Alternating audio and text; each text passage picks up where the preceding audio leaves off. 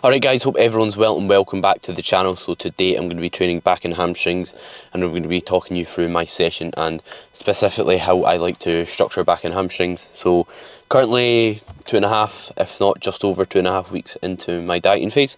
It's going well so far. I'm sitting around, I think, 194 pounds, and when I started my diet I was sitting around 200, so it's going pretty well so far, and hopefully we see another decent drop for next week. Actually, I'm 1 3/4 week into diet, I'm not 2 and a bit, so yeah, my mistake there. But yeah, looking forward to the session. First time having pre-workout in God knows how long, probably months, so I'm quite looking forward to it and should hopefully get like a good buzz from it. Typically I like to keep like pre's pretty low and kind of minimise them, just because when I'm gaining, the kind of benefit from them is not, the drawback kind of outweighs the benefit when I'm in a gaining phase, so I don't typically have them that much. But yeah, excited to get in the gym and train, so hope you enjoy. So first up in this session we've got a lat pull down. Reason why this is first is one, lats are one of my weak body parts, so it makes sense putting some first if it's weak. If you do, let's say, calves last, and calves are your weak body part, or sorry, that's probably why they're weak, if that makes sense. So it's good to hit someone when you're fresh, if it's a weak body part, if that makes sense. So with lat pull down, what I'm focusing on is keeping my palms facing up slightly. This applies if you're doing it single arm as well. And I've got a grip and I've set the cables so my elbows are right in line with my shoulders, and I'm driving my elbows down, not towards me. That causes your upper arm to kind of flare out, your elbows to flare out. So instead, driving elbows straight down, throughout, like I'll show you. So, not got an overhand grip,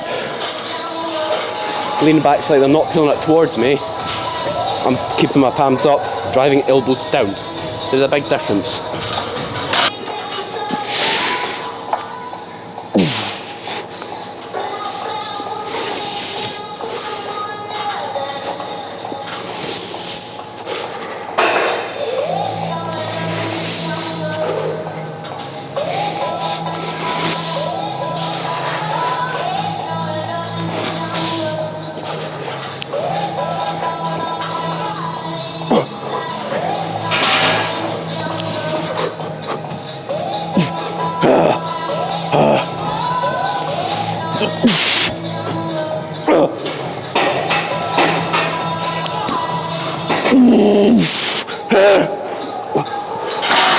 So next up we've got an RDL, which fits nicely second into the session. I'm a bit warmer after doing also the lat pull down, which means injury risk is potentially lower because it is one of the maybe what you could class as a higher risk movement. So the reason why it's also not like an issue doing like the lat pull down first is it doesn't really take away from it much, whereas if I done, let's say, a upper back movement like a T-bar row or something, then I think that's going to have a knock-on effect on my RDL, just because I believe you will use your lats to kind of stabilise your spine when you're doing a RDL or a deadlift variation, but I don't think the extent that it will affect your performance is as great as if you do a lat movement first. I think a lat movement's not really going to have much impact in comparison. So one set here. The reason I've only got one set is because when I was doing 2 sets, I was struggling to recover from that. My lower back was just tired and still sore going into future sessions, so reduce it to 1 accordingly, because if you do too much that you can recover from, it's going to interfere with your ability to progress. You can risk injury, so there's no point in kind of trying to do more just for the sake of it when it's not the right thing to do. Easy.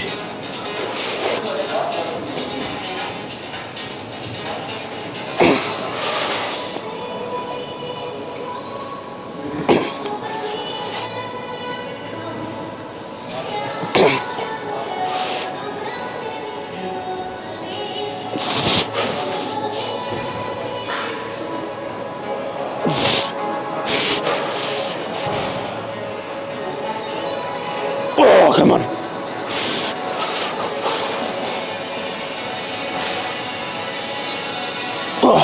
So next up we've got the T-bar row. RDLs went well, I didn't take a rep progression, but my execution was better and my body weight's down a considerable amount, which I view as a win. So next up with the T-bar row, you'll see at the top I allow myself to lift my upper chest off the pad and allow myself to almost round my upper back at the bottom. Reason being is that allows me to train my spinal extensors. So basically it allows me to work on my erectors as well as training my upper back. Some people say it's wrong, some people say it's fine to do.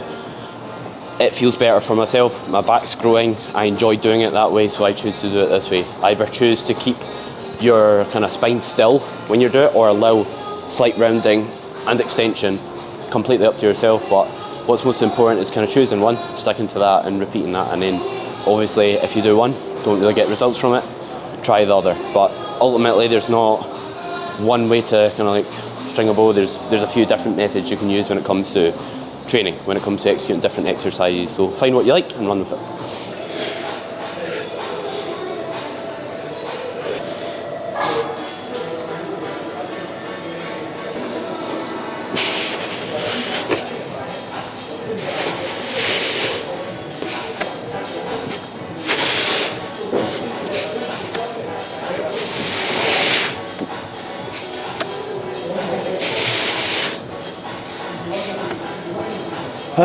Come on.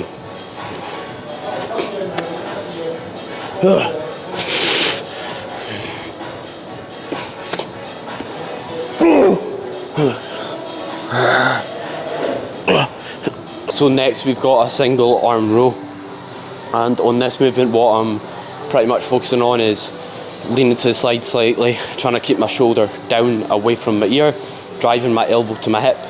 And you'll notice when I'm doing it, I'm not just standing, because if I was, I'd be pulled forward. What I'm doing is basically driving my hip into the seat, using the opposing hand to brace against it to basically keep me still. The more stable we are, the more force we can produce, simply meaning the more we can lift.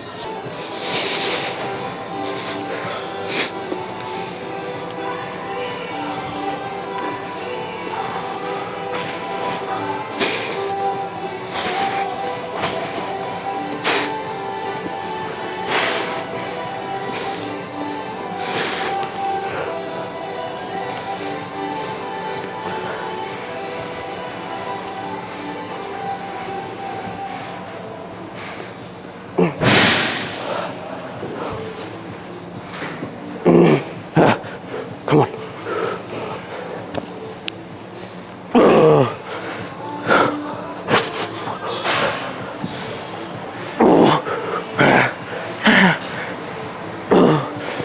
So now moving on to kind of the lower body section of the session. So starting off with hamstring curls. The reason why I do like lower body work after is because my priority is kind of bringing up my upper body.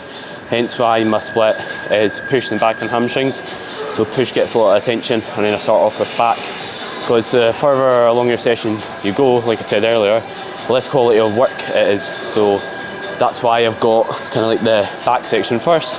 With the hamstring curl, just making the most of an isolation exercise by pausing in both ranges, as I commented on in the last video when I talked about my push day.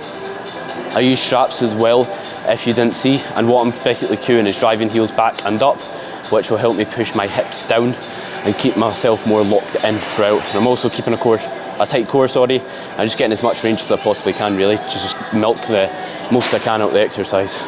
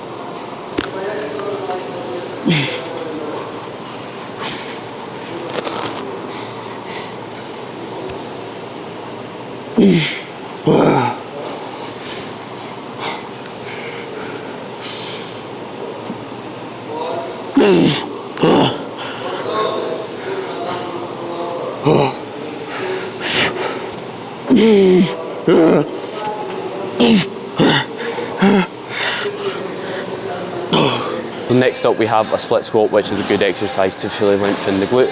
It's also good having some single leg work in your programme, just due to the fact that it can help with imbalances, and you can actually get kind of like stimulate a muscle a bit more effectively if you're working the one side of your body. If you think about it, you've got half the work to do to an extent, if that makes sense.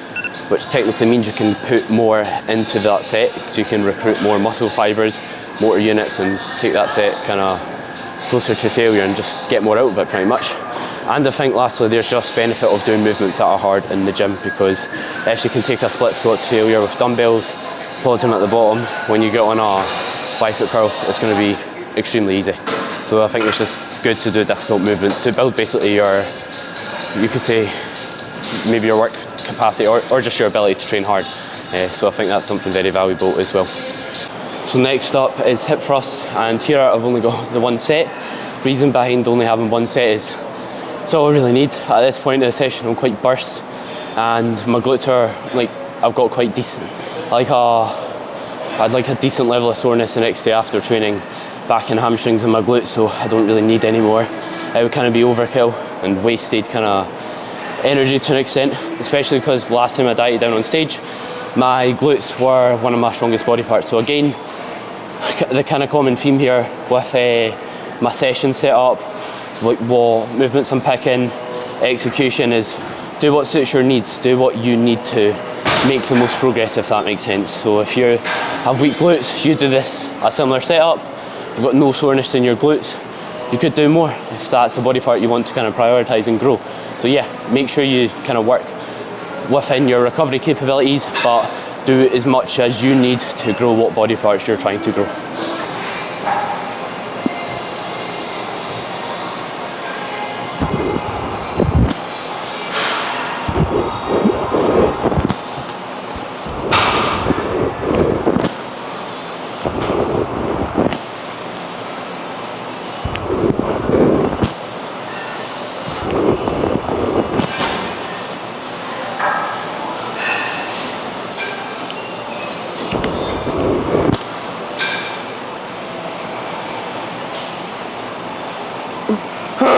Come on.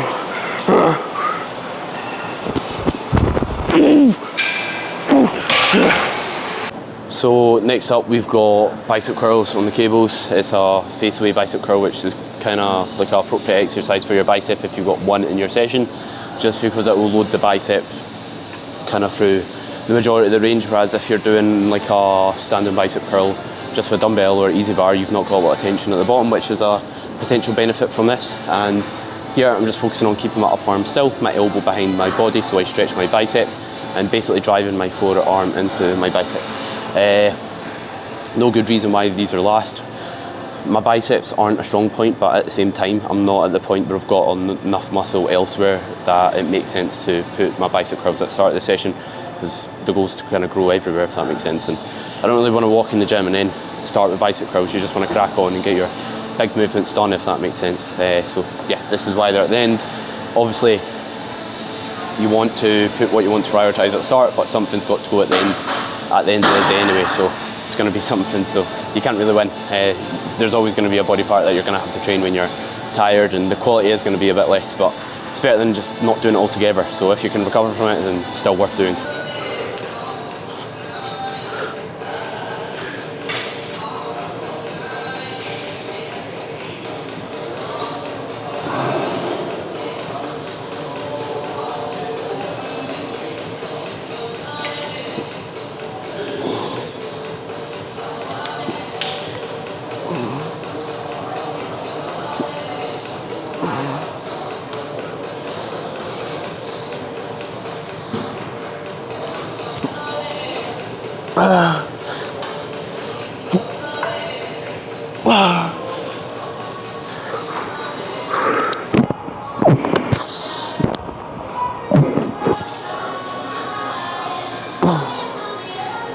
So 3.5 hours later we are finally done. So overall good session, pretty much progressed most movements, which I'm happy with considering I'm dieting. Not that I've been dieting for long, but with body weight dropping quite significantly, it can make it harder to kind of perform well, especially on like free weight movements. So yeah, happy with the session, and just in case of going home, back to work, and then after that I'll be chilling out a bit before bed, because it's currently Saturday I'm recording this. So yeah, thank you very much for watching, hope you've enjoyed. Let me know what you want me to cover next in terms of what body part, what you want me to discuss during the session, etc. But yeah, hope you've enjoyed the video and appreciate everyone tuning in.